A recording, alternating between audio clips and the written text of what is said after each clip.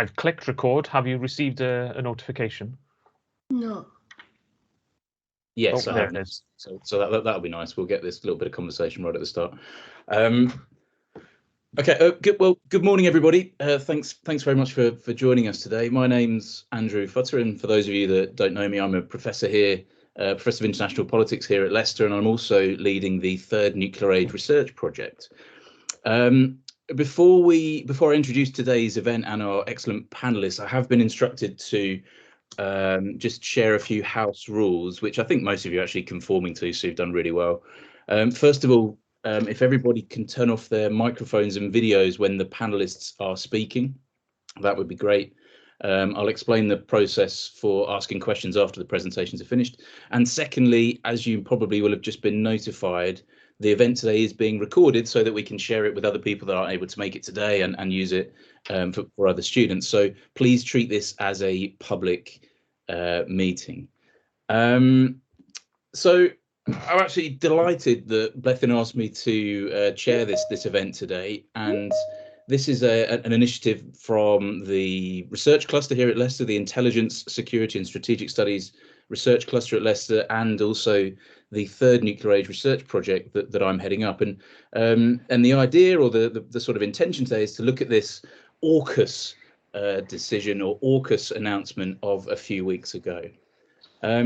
We, and by that, of course, I mean Bleddyn, have put this together to look at the significance of the announcements within AUKUS about weapons technology cooperation between the US, the UK and Australia, and particularly what this means for both regional stability and nuclear proliferation in the wider world. So the basic idea of this AUKUS agreement is to facilitate deeper military and security cooperation. But I think perhaps the most striking aspect of it has been, and indeed you've probably seen this in the news, is that it will involve the UK and the US helping Australia to build nuclear-powered submarines. Now, we don't know all the details of how exactly this will pan out, but it would nevertheless be particularly significant because it would make Australia the only state without nuclear weapons to have this capability. Nuclear-armed submarines are seen as particularly important strategically because of their endurance. Some would argue stealth, speed, and ability to carry a range of high-tech weapons platforms. And it would also make Australia only the second country that the United States has shared such sensitive submarine technology with, after an agreement was signed with the UK in the 1960s and that continues to underpin the UK nuclear deterrent today. So as I'm sure our panelists will speak about, the AUKUS agreement seems basically a thinly veiled attempt to counter the perceived challenges posed by China in the broader Asia-Pacific region, and at the same time a quite deliberate move to reassure key allies in the region of US and to probably a much lesser extent UK support, something that has maybe been damaged slightly during the tenancy of the previous president. But as again, you've probably seen, this announcement has met with a real mixed reception. Perhaps unsurprisingly, the announcement has been met with anger from China, and PRC officials have described the action as extremely irresponsible and reflecting a Cold War mentality. It was also, of course, received quite badly by our friends over in Paris, as the new submarine deal will effectively replace a multi-billion-pound contract to build a fleet of non-nuclear submarines that have been signed between Australia and France. But perhaps more broadly, the announcement has been cited as harmful for global non-proliferation efforts, given that the submarines may use highly enriched uranium, the same type of fissile material that can be used in a bomb, that this fissile material will be outside international regulation because it will be on submarines, but very difficult to monitor, and perhaps above all, the risk of the precedent that this might set for other countries to proliferate the types of systems to other actors as well. Some of them may be inimical to Western interest. So to discuss this important development, I'm delighted to say that I'm joined by four excellent panelists, each of whom have kindly agreed to provide their expert reflections on this development. And I guess when I say your names, I mean, everyone can see anyway, so you don't need to wave, but we're joined by Dr. Ben Zala, who's a specialist in great power politics and nuclear strategy down at the Australian National University in Canberra, and a former lecturer here in HIPER, or as then it probably was, Politics and International Relations. Dr. Francesca Silvestri, a specialist in the politics of nuclear South Asia and a research associate on the Third Nuclear Age Project here at Leicester. Ludovica Castelli, who's just begun her European Research Council funded PhD here at Leicester, also into the regional security complex in the Middle East. And last but not least, our resident space expert, Dr. Bleddyn Bowen, but also today, I think, an expert in Asia-Pacific naval strategy too. Now, we've asked each panelist to speak for approximately 5 minutes, after which there'll be plenty of time for questions and answers, and I will explain how we'll do that afterwards. But with that, I will hand over to our first speaker, and that's Ben. Thank you very much, Drew, and thank you very much for having me. It's an absolute pleasure, as ever, to be sort of virtually back on the good East Midlands soil of the University of Leicester. I'll just start also by acknowledging the elders, both past and present, of the Ngunnawal people of the land on which I'm coming to you from here in Canberra in Australia. So, what an interesting time to be thinking about this awkwardly named AUKUS announcement, right? You could imagine that you perhaps wouldn't have to imagine very hard that the media here has been absolutely aflutter. This has been a pretty big deal in the Australian press and in kind of foreign policy and strategic circles. No one can talk about anything other than submarines at the moment. Now, the first thing to note about all of this is that it is just an announcement.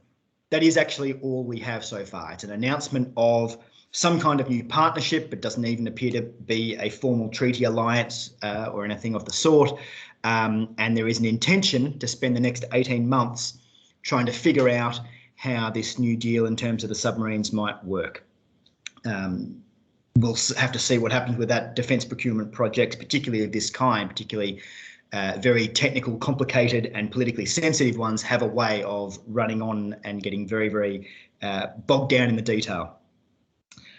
We should also say there's more to the announcement in terms of defence cooperation than submarines, all sorts of other aspects to this as well in terms of technical cooperation, missile cooperation, upgrading of ports and facilities and so forth. But the submarines, because it would make Australia, as Drew said, the first non-nuclear armed state to have access to control over nuclear-powered submarines, is a big deal. I thought I'd just mention a couple of things from the sort of Australian perspective that might be of interest. I mean, it's just worth noting from the outset that despite the fact that Australia is a non-nuclear weapons state, it has a very long association with nuclear issues. That includes, I don't know if you guys are getting that, I'm getting a bit of delay in my audio. Hopefully I'm coming through to you okay now. Very good. It's the Australian government trying to tell me to shut up already because I haven't been publicly very kind about their new terribly exciting deal. The association with nuclear weapons issues literally goes all the way back to 1945 and the development first of the British project, the Maud Committee, which included a very prominent Australian Sir Mark Oliphant, who was actually the guy who went off to the US and got in Ernest Lawrence's ear and helped him to kickstart the Manhattan Project and really put some fire under his bum and got the Americans going on the weaponization of their civilian project. Of course, British testing in Australia, in both Western Australia and the Montebello Islands, and South Australia at Maralinga through the 1950s. And then a very serious debate through the 50s and 60s about Australia acquiring its own nuclear weapons capability.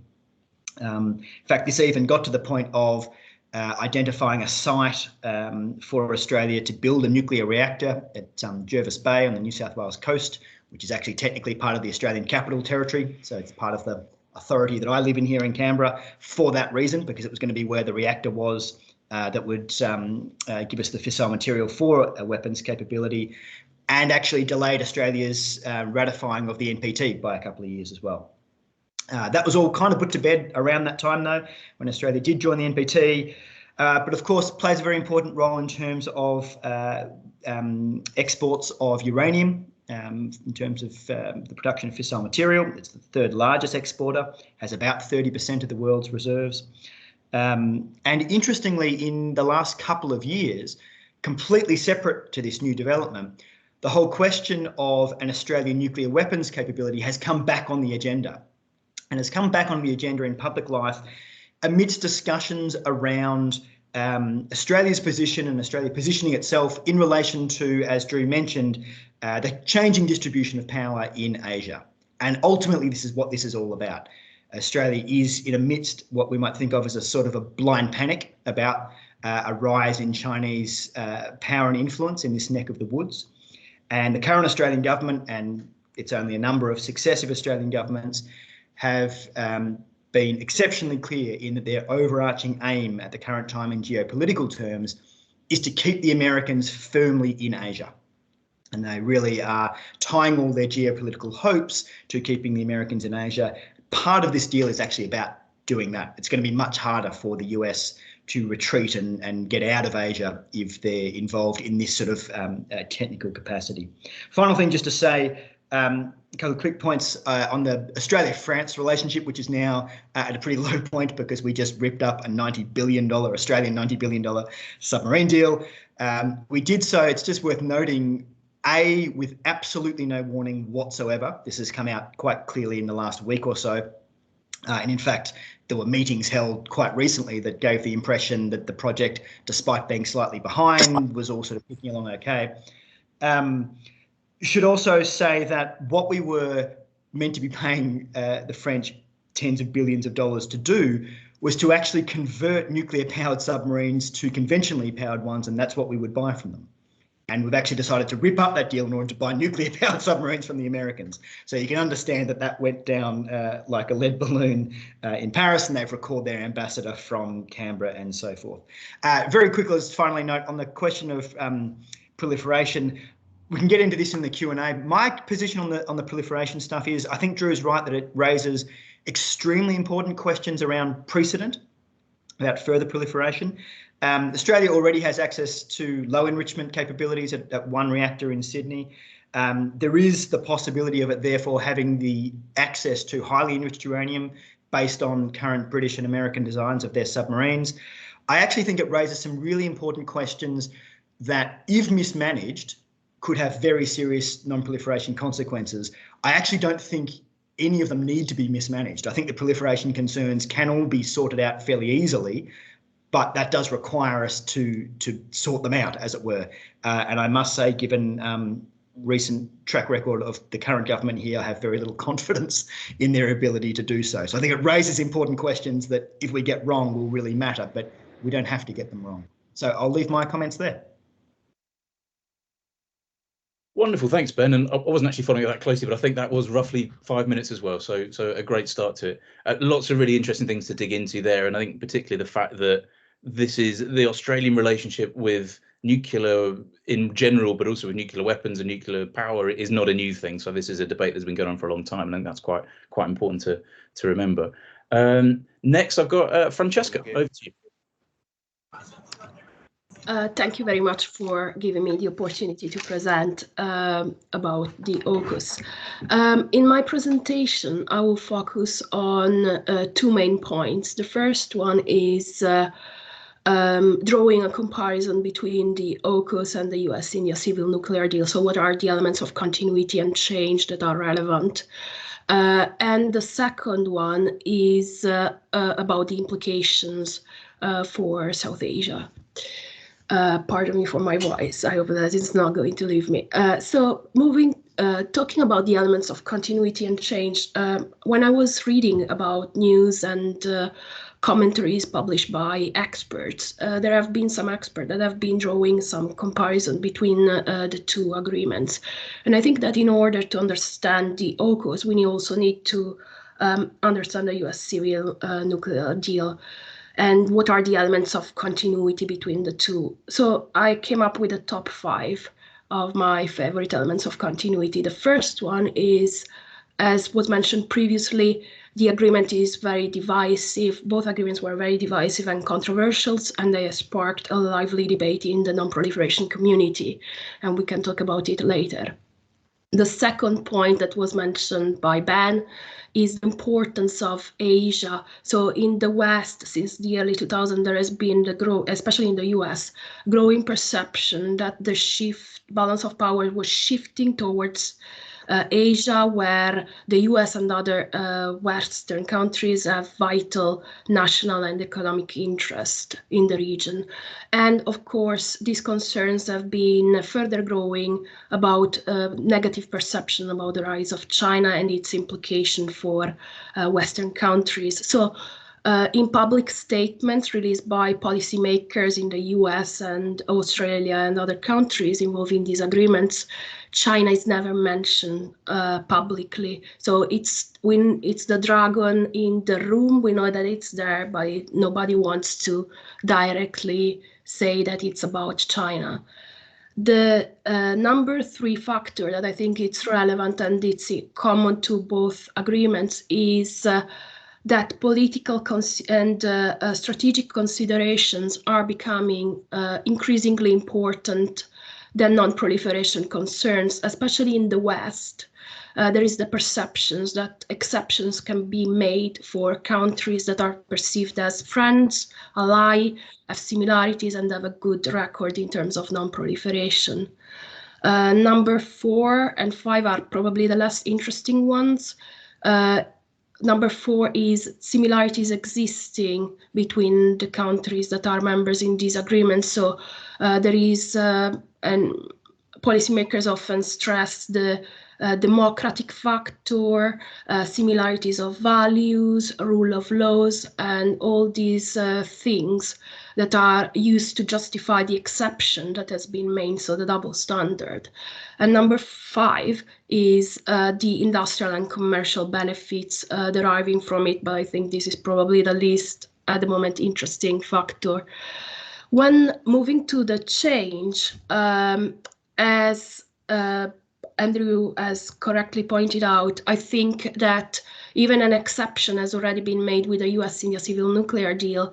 This is probably the first time that the US, no, this is the first time, without probably, that the US wants to share sensitive technology with a non-nuclear weapon state. And it's also only the second time that the US is making an exception for such a sensitive technology for an ally. And the other element that is different is that, as it's been already pointed out, there is a long history of defense, strategic and military and nuclear cooperation between these 3 countries that are members of different institutional alliances and organizations.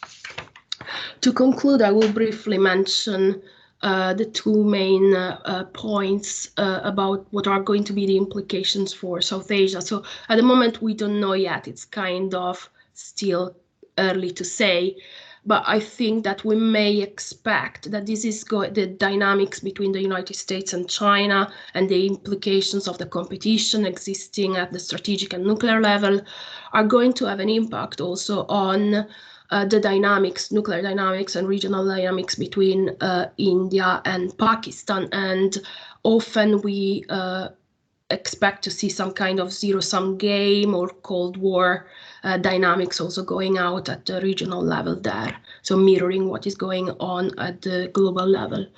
And the other thing that I think it's important to point out is that this is probably going to intensify the arms race in the region. So we may expect that in the future, China may want to conclude AUKUS-like deal agreements with other countries, such as, for example, Pakistan, and that India, that has been interested in increasing its nuclear submarines, will probably try to conclude a similar deal with other countries. At the moment, France seems to be the most likely one. So this is the end of my presentation. Brilliant. Thanks very much, Francesca. And it just shows, doesn't it, even in the era of Teams and non-face-to-face meetings, you can still get freshers flu and all the other things that go around. So I hope you feel better, and well done for getting through that. I think there's a couple of really important points that come out of that. So this deal has been done with Australia, but notable other allies, Canada and South Korea, have not been part of this. It does clearly link with this strategic partnership, or the way that the US is trying to construct broader alliances, which include India within that broader thinking as well. And I think with that in mind, it's the perfect time to hand over to Ludovica, who I think will tell us a little bit about how this impacts another incredibly important region, and that's the Middle East. So over to you. Okay, we'll start. So thank you very much. I'm very, very delighted to be part of this panel, which is also my first one. So I'm going to focus a little bit on the non-proliferation implication of AUKUS, building upon what Ben mentioned before, and with a specific focus on Iran, of course. So as mentioned before, Australia might become the first non-nuclear weapon state to operate nuclear power submarines, which means exercising a well-known but so far untouched loophole that allows it to remove nuclear material from the inspection system of the IAEA. So this point has brought up particular criticism, as it would set a significant precedent, which on one side might incentivize potential proliferators to use naval reactor programs as a cover for acquiring nuclear weapons, but on the other side, it might also further entrench a double standard, thus altering the cost-benefit analysis inherent in nuclear proliferation. So inevitably, the discourse about would-be proliferators as focused on Iran, regarded as a high-risk spillover case and the fierce denouncer of nuclear double standards. And many outlets have focused on the first potential implication, pointing out the increased potentiality that Iran might soon exploit this precedent by renewing its interest in nuclear-powered submarines and use it to evade the IAEA safeguards on its uranium enrichment activities. However, a closer look to the Iranian interest in nuclear propulsion over time might tell us the strong intertwinement between the latter and the diplomatic path of the JCPOA. Iran started to suggest that it might consider nuclear propulsion for its submarines back in 2012, parallel to a round of the P5+1 talks in Istanbul, and kept reiterating its ambition from time to time in various other circumstances, parallel to shifting episodes related to the JCPOA. So back then, Iran's announcements were mostly interpreted as diplomatic talking points within the negotiations, given the limited feasibility and, of course, the great financial difficulties associated with the development of the nuclear-powered vessels. So today, given the current status of the JCPOA, AUKUS might provide Iran with an additional card to play, which might eventually be used to further legitimize its production of highly enriched uranium, while minimizing at the same time the international criticism around it. And the more significant implication is the one also concerning the inverse relationship between the enforcement process and the double standard. So Iran has been denouncing the systemic double standard within the non-proliferation regime for decades, pointing at other nuclear weapon states such as Japan and Germany, with enrichment programs which didn't seem to bother significantly the non-proliferation regime. So AUKUS exacerbates this double standard, adding to the equation another element that potential proliferators could exploit. So in fact, the more entrenched the double standard, the less robust the international response. Of course, the Security Council tends to be. In other words, if Iran was now, after AUKUS, to invoke paragraph 14 and remove nuclear material from safeguards, we might expect the international response from, for example, China and Russia to be weaker. And this is quite relevant because it means weakening the deterrent element of safeguards and lowering the costs of getting nuclear weapons. And then there's another angle, which is a more technical one, because there's an intersection between the legal requirements of the JCPOA and the nuclear activities that involve nuclear propulsion. So Iran, as we said, is a non-nuclear weapon state, is part of the NPT as a safeguard agreement with the IAEA. It does not have an additional protocol in force. And according to paragraph 14, the IAEA Board of Governors might not object to plans by countries to use nuclear material for nuclear propulsion, as long as it falls into the non-proscribed military activity category. It says also that if there are conflicting obligations on nuclear material, any nuclear material defined as for exclusively peaceful use cannot be used for nuclear propulsion. And this is where it gets interesting, because the JCPOA was expressly concluded to ensure that Iran's nuclear program as a whole will be exclusively peaceful. So as long as the JCPOA is being adhered to by Iran, none of its nuclear material may be used for naval propulsion, precisely because it would constitute a non-performance under the JCPOA.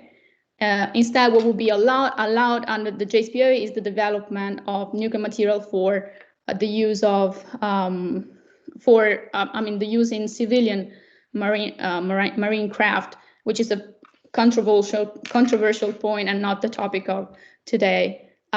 So if the JCPOA is not being adhered to, Iran's Navy will be not subject to its peaceful use exclusion, but it will remain still subject to the NPT provisions, which means that were Iran to invoke paragraph 14 to withdraw nuclear material from safeguards, it will require approval from the IAEA Board of Governors and start a very technical process. So to wrap it up, because I'm probably running out of time, we might expect AUKUS implications on the non-proliferation regime to reverberate on Iran in terms of its bargaining process with the United States because of an alteration of the leverage exercised by each party. But we might also expect an entrenchment of this two-tier system, which calls into question, of course, its long-term sustainability. Wonderful. Thank you very much, Ludovica. I think probably Iran is one of the most acute implications of this deal, or the possible implications of it. I mean, another one is how much it legitimizes what Brazil is trying to do. Brazil is interested in similar technology, and some of this, and indeed Ben raised this in his initial remarks, in the fact that we don't quite know what this deal will look like or what the submarine deal will consist of, is about the type of fuel that's used. So to the best of my knowledge, UK and US submarines use fairly highly enriched uranium, which is basically the same sort of stuff you can use in a bomb. It is possible to use lower enriched uranium, which you could use in a power station. It would have less shelf life and various other things. So there are a number of different aspects, and I think you're right that the technical bits of this are really, really significant in terms of how it plays out and how it impacts other relationships. Finally, and last of course but not least, Bleddyn. Thanks very much, Andrew. And yeah, to bring the focus back to Australia after looking at other sort of more global concerns, especially with nuclear proliferation, I'm going to be looking at this more from the maritime strategy perspective, and perhaps Australia in particular. Before I became a proper space nerd, I was more of a sea power theory, sea power maritime strategy studies sort of person, and I did a master's dissertation 10 years ago now on Indian and Australian maritime strategies and navies. So to see Australian maritime strategy come up in such a way was a nostalgia trigger for me in many ways. So that's a perspective I hope to bring to the next few minutes that I have. And whilst I'm rambling on, I hope I can share one slide just as an accompaniment. And it's basically to show very basic beam counting information, which I hope you can see. Yeah, good.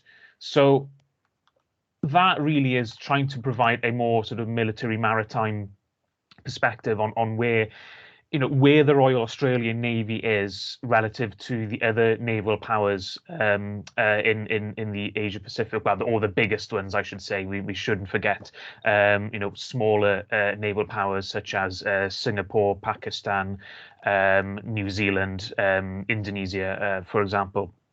But in terms of the major naval powers in the region, this is sort of the basic numbers. Now, quality, of course, is another question. But in terms of a basic scene setting, I think these are important numbers to bear in mind. And of course, remember that in terms of the United States, the UK and France, not all of their assets are going to be in the theatre at any given time. So from my perspective, I think for me, seeing this discussion of the nuclear subs for Australia, is that this is just yet another twist in the long-running drama of the future submarine procurement for the Australian Navy. Looking back at my dissertation last night, there was, vacillations about what sort of submarines do we want and who's going to build them for us, and this was 10 years ago, and it was called the Future Submarine Program, and SSKs or diesel powered submarines was the approach being taken, and that became the deal with the French, which has now been torn up. And I think Ben was totally right at the start to say this has just so far been an announcement as well. And as late in the day the contract was with the French, it was still torn up at the very end. So I think that we have to bear in mind that the submarines, whenever Australia is going to get them, is a very long way away. We're looking at best something happening in the 2030s. It may even be later than that when these submarines actually start getting built and then deployed. And a lot can change in Australian politics and wider geopolitics in that time. But this is also part of that long-running debate and vacillations over large procurement decisions over what kind of naval forces does Australia want or need, and what are they for. And a lot of the big debates as to, should it be focusing on major state-based threats? Should it have a big Mahanian blue water fleet-on-fleet combat approach? Or should it have a more sort of expeditionary warfare capability to support American interventions around the world, such as in Iraq and Afghanistan, and perhaps smaller scale things in the years ahead? But the Royal Australian Navy and many of the defence white papers from Australia have really kept focusing, or at least hedging their bets and keeping investments going in large combat platforms and maintaining a capability to meet potential state-based military threats. So we hear that, this is a response to China. Well, I disagree in that it's not really a specific response, as far as I can see, to anything specific China has done recently, because this is just more vacillations on the long-running consensus in the Australian defence establishment that they do want some form of attack submarines. So nothing new is happening there. It's just that they're taking a long time to do it. And in the meantime, relations have gone quite bad between America, China, and Australia and China in the process. So I'm not seeing this as any sort of immediate response to what China is doing. I think also the actual military implications of this are not very significant, just given the number of assets. I think the most important implications are exactly what we've just heard from Francesca and Ludovica on the proliferation and what it means for controlling nuclear materials and nuclear technologies around the world. In terms of the actual military balance, swapping out those 6 Australian SSKs for I think is it 8 SSNs that have been proposed, that's not going to massively change the balance of power in the Indo-Pacific, Asia-Pacific maritime theatre. So in that sense, it doesn't really alter Japanese or American capabilities. It'll definitely provide a better underwater warfare capability for the Australian Navy. They can, nuclear submarines can stay on station and deployed for a much longer period of time than the diesel equivalents. But if you're looking at the biggest ally the Americans have with regards to maritime strategy against China, it's Japan. And you can look at the number of assets that they have. And it was only yesterday, I believe, or the day before, that Japan sort of finally confirmed that, yes, fixed-wing aircraft can actually take off from its aircraft carriers, which it has described as helicopter carriers for many, many years, but they are actually now just normal aircraft carriers. And it has 4 of those. They are small, of course, by American standards, but they are very capable aircraft carriers in their own right. So the Japanese Navy is far more significant in terms of, if you want to call it, allied balancing against China, to use, structural realist terms. So I'm very skeptical as to the actual military impact this decision is having, an announcement, I should say, as well. And then finally, coming to the space side of things, recently the Australians announced that they want to build their own military satellite communications network. I mean, currently they are plugged into shared allied systems, and I'll just end sharing those slides. So at the moment, Australia's bought into allied systems with the United States, and with some multinational and commercial systems as well. They now saying they want to start building an equivalent of the British Skynet system, which might be a handful of 5 or so geostationary satellites, very expensive but very capable, and a more sovereign bandwidth for secure Australian intelligence and military communications. That's very, very expensive, and the current Australian defence budget is about £24 billion, or like 45 billion Australian dollars a year. These are very, very expensive things to build, and the Australians have also mentioned they want to get loads of Tomahawk land attack cruise missiles, and also long-range strike missiles like the JASSM and JASSM extended range missiles. These are all very sophisticated high-tech systems, and I am wondering, with all this stuff going on, how can Australia afford all of it and also have the people to equip and operate all of this stuff as well and maintain them? So there are lots of big long-term questions there as to the feasibility of all these investments from the Australians as well. So I will end there. So thank you very much.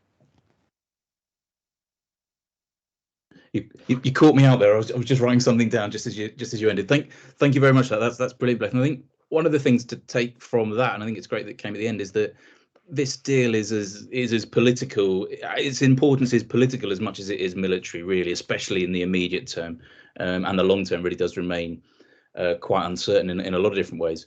So what we can do now, we've got about 20 minutes